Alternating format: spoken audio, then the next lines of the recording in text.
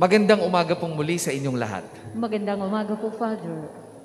Hayaan niyo pong sa pakiusap ng lubhang kagalang-galang Gilbert Garcera ay basahin ko ang kanyang pastoral reflection about the synod that will be convoked in 2023 sa Roma. At dahil dito ay makikibahagi po ang Archdiocese ng Lipa. The Church of God is convoked in synod. Ipinatawag ni Papa Francisco ang buong simbahan para makibahagi sa gaganaping Synod of Bishops sa Roma sa 2023 na may temang For a Synodal Church, Communion, Participation, and Mission. Layunin ng synod na ito ang participation at dialogue ng lahat ng mananampalataya. At sa araw na ito, sinisimula natin ang paghahanda para sa pagbubukas ng Archdiocesan Phase ng Synod of Bishops. Mula sa linggong ito hanggang sa October 17, pagninilayan natin ang tatlong elemento ng tema ng synod. Ngayong linggo, pagtutuunan natin ng pansin ang paksa ng communion. Sa susunod na linggo naman, October 10, ang paksa ng participation. At sa October 17, ang mismong araw ng pagsisimula ng Archdiocesan Phase, ang paksa ng mission. Pagpuri at magpasalamat tayo sa Diyos. Tayo ay pinagkalooban niya ng pagkakataon na magkasama-samang muli sa pagdiriwang ng banal na misa natin ngayon. Tunay na isang natatanging biyaya ang kanyang kaloob upang tayo ay magbuklod, lalo na sa ating patuloy na pagtugon sa panawagan ng Diyos na makiisa kay Kristo. Tayong mga Kristiyano ay hinirang ng Diyos na may natatanging misyon na isakatuparan ang hamon ng pagpapakabanal bilang buhay na batong bumubuo ng kaharian ng Diyos. Ang mga katotohanan ito ay nagpapatunay na ang ating pagiging disipulo ni Jesus ay nakaugat sa biyaya ng pagmamahal ng Diyos. Na sa bawat aspeto ng ating buhay ay dapat makita ang presensya ni Jesus.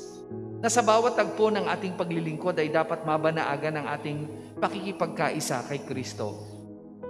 Sapagkat ang pagiging Kristiyano ay hindi tungkol sa atin. Ito ay kay Kristo na tumawag at humirang sa atin. Sa ating unang pagbasa mula sa aklat ng Henesis, sinabi ng Panginoong Diyos, hindi mainam na mag-isa ang tao.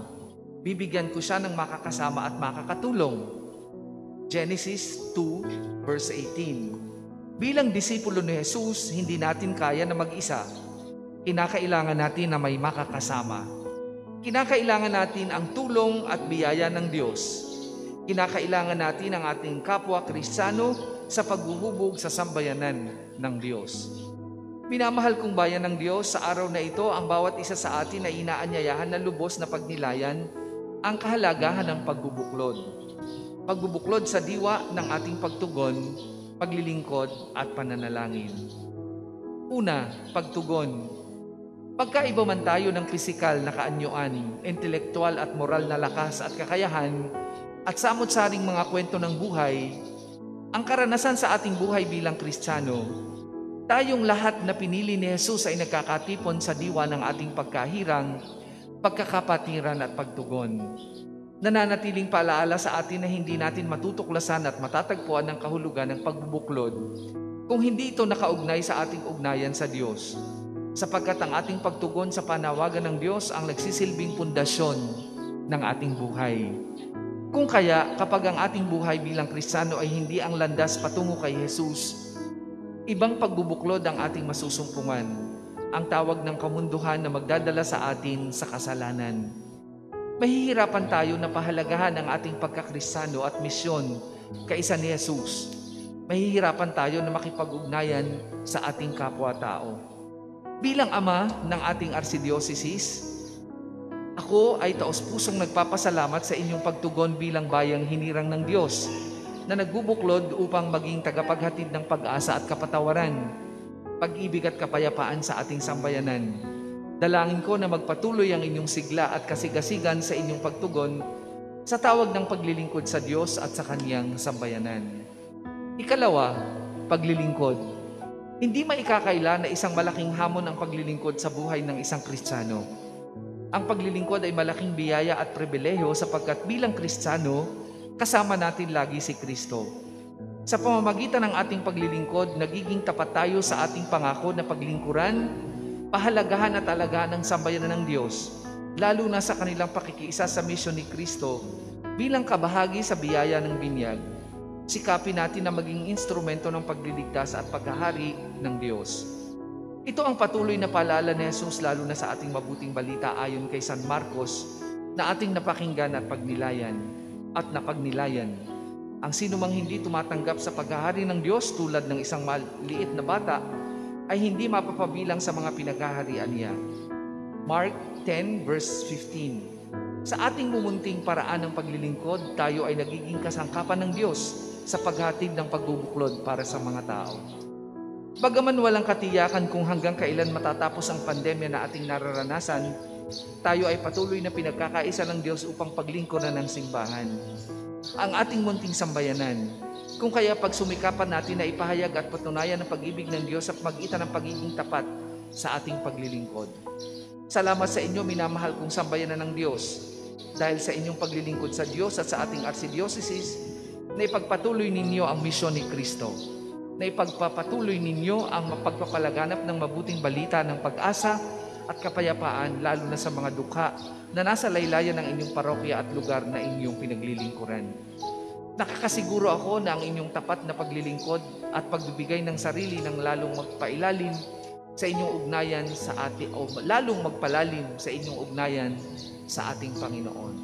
Ikatlo, pananalangin. Minamahal kong bayan ng Diyos, ang pananalangin ang makakatulong sa atin upang maging matatag ang ating kalooban sa pagtugon at pagbibigay ng sarili sa buhay paglilingkod.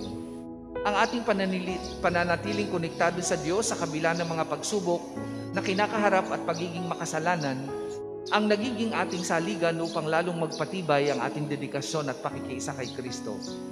Sa gitna ng ating nararanasan na krisis na dulot ng COVID-19, panahon pa rin ito ng pagbubuklod. Pagbubuklod sa pagpupuri at pagpapasalamat sa Diyos sa biyaya ng pananampalataya, paglilingkod at pag-ibig kay Kristo. Kahit napakahirap ng sirkumstansya ng pandemya at kahit mayroon man tayong ninanais na gawin para tumulong at maging mabuting kapwa, huwag na nawa tayong panghinaan ng loob. Huwag tayong mawala ng pag-asa. Makapaglilingkod pa rin tayo sa pagitan ng ating dalisay na pananalangin at pagsasakripisyo para sa lahat. Kaya naman lahat tayo ay inaanyayahan na ganap na mabuklod sa ating pag-ibig kay Jesus, kung saan araw-araw niya tayong tinatawag na patatagin ang ating kalooban na maging tapat sa mga gawaing kalugod-lugod sa mata ng Diyos. Ito ang binibigyang diin sa ating ikalawang pagbasa mula sa sulat sa mga Hebreo. Si Jesus ang nagpapakabanal sa kanila o nagpapabanal sa kanila, at iisa ang Ama na nagpapabanal at nang pinapaging banal, kaya't hindi niya ikinahiyang tawagin silang mga kapatid. Hebrews chapter 2 verse 11. Hilingin natin sa Panginoon ng biyaya na lubos na makasunod sa Kanya sa pamamagitan ng ating pagbubuklod-buklod sa diwa ng ating pagtugon, paglilingkod at panalangin. Hiling ko rin na lahat tayo ay magkaisa sa panawagan ng ating Santo Papa Francisco sa pakikibahagi sa Synodal Consultation dito sa ating Archdiocese ng Lipa. Huwag sana nating palipasin ang pagkakataong ito para mapagtibay ang ating pagbubuklod upang makaisa sa buhay at misyon ng simbahan.